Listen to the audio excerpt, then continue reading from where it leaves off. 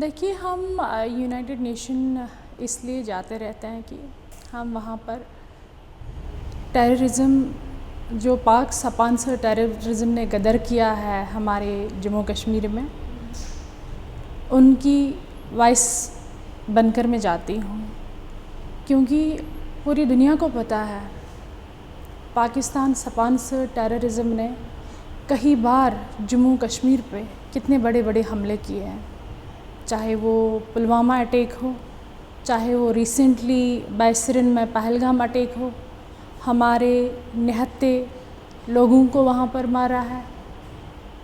कोई वहाँ पर से छुट्टियाँ मनाने आया था, कोई बच्चों को जन्नत बेनज़ीर कश्मीर का सैर कराने के लिए आया था, तो उन्होंने उनको भी नहीं बख्शा। एक छोटे बच्चे का, मासूम बच्चे का इतना क्या कसूर था कि उसका वो छोटा सा नन्हा सा हाथ अपने बाप के हाथ में, और उसको बाप जन्नत कश्मीर का सैर करा रहा और दिखा रहा है।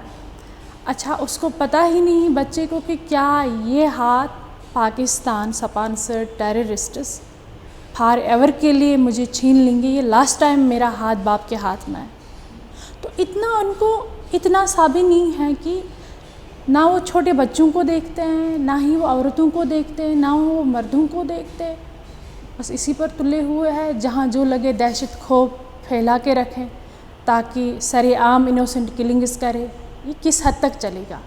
हम यूनाइटेड नेशन से यही अपील करने चाहते हैं कि इनकी अकाउंटेबिलिटी करो, और टेरर फंडिंग पूरे वर्ल्ड को इंटायर होना पड़ेगा against Pakistan sponsor terror funding के लिए। पिछले कई सालों से हम इनको रिप्रेजेंट कर रहे हैं। बहुत ज़्यादा हमने बदलाव देखा है।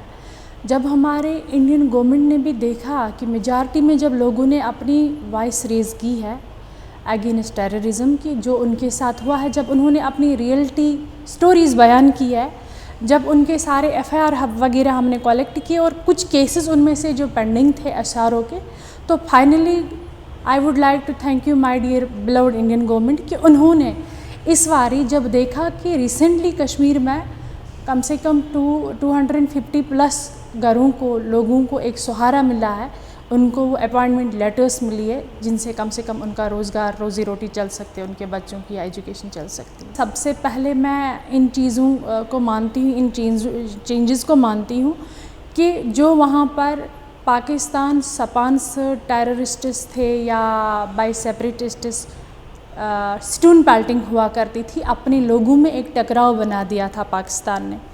कम से कम वो तो अब हट गया। वो वायलेशंस इंडियन गवर्नमेंट ने अच्छे से क्रश किए बिकॉज ऑफ आर्टिकल 370। तो दूसरी बात, हमारे कश्मीर के बच्चे नहीं स्कूल जा पाते थे। वो स्कूल का बैग लेके जाते थे घर से, तो रास्ते में ही उनको सेपरेटिस्ट आइडियोलॉजी चेंज करके स्टोन पेल्टिंग करवाते थे। तो कम से कम वो अब नहीं हो रहा। हमारे बच्चे बहुत अच्छे तरीके से पढ़ाई कर रहे हैं, अपनी पढ़ाई पर फोकस कर रहे हैं, और अपने बिज़नेस पर कर रहे हैं फोकस, और अपने अच्छे चीज़ों पर फोकस कर रहे हैं। कम से कम इन चीज़ों से तो हमें छुटकारा मिला। ये हमारे लिए सबसे काफ़ी इम्प्रूवमेंट है और चेंजेस हैं।